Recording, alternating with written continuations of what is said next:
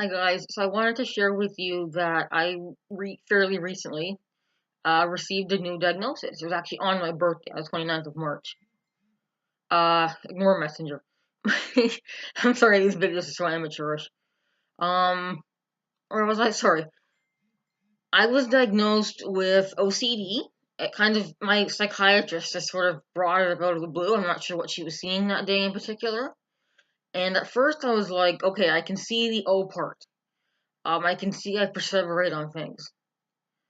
Obsessions. But at first I wasn't seeing the compulsions, but it took me a matter of days to notice that my bulletin board is, straight, separated, equal. I count laundry when I put it in the washing machine. I have sections in my purse. My mom put my pen back in the wrong section of my purse. Like, it doesn't go there. So I'm seeing things now. When I carry bags, they have to face a certain direction. Fortunately, these compulsions aren't too crippling. It's just a little bit uncomfortable if I don't do it. So it's definitely a mild case. I'm not, and I don't have the stereotypical hand washing or, you know, checking if the stove's off 10 times. I don't have those things. I do, like I said, some of the lining up, some of the counting. But I would say the obsessions are mostly mental, and I've been reading up on the subject, and they call it, a disorder of harm and doubt. And I get that exactly because it's either not every well, the obsessions, they're common ones and uncommon ones, but they always tend to they're always around either doubting that you've done something or fear of harming something. Apparently, a common manifestation is someone driving back up and down the same block repeatedly because they're convinced they killed someone and they get stuck in that loop. Um, and so my obsessions would be, for example, and this a doubt one, I guess. I keep the mild doubt and harm for me. I don't have the cleanliness or the checking. Um, so yeah, doubt and harm really, really applies to me. I'm obsessive. Actually, and it started once I started, studying child development, and that set this one off. There's always been things. Um, I can think of even going back to a small child, which is unusual. Usually manifests in adolescence or later.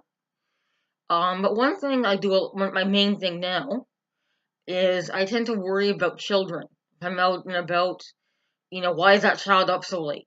If they don't get enough sleep, this is going to happen, and that's going to happen, and it ends up being catastrophized. And I'm stuck in my head for half an hour thinking about why the child's not asleep. That's an obsession.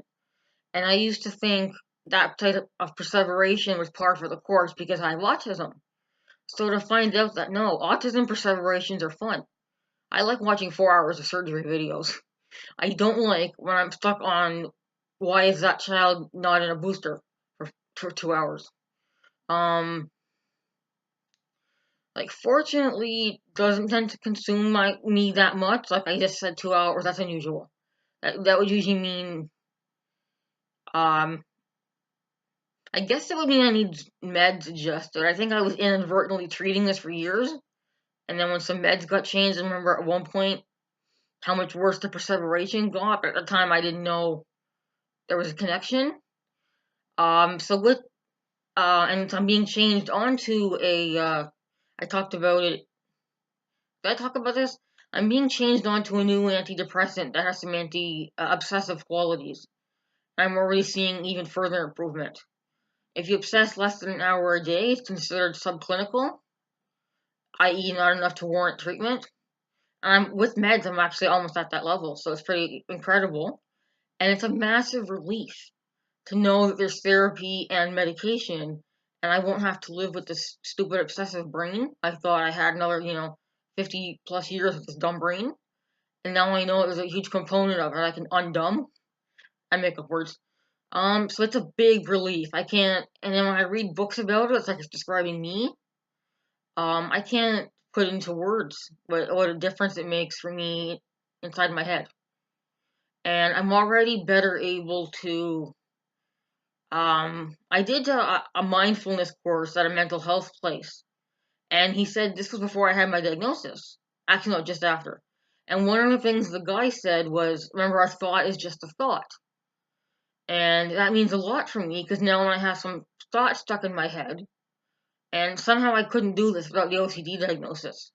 Now with the diagnosis, I know I have control more, which makes sense in my head. I can now sit there and go, you are just a thought. You can't harm me. Get out of here. I'm just in these few weeks. I'm seeing differences in myself. I can't describe it. But take it. I'm tired right now, so if I don't seem happy, that's why. But take it from me. I'm extremely happy with this new development. Thank you.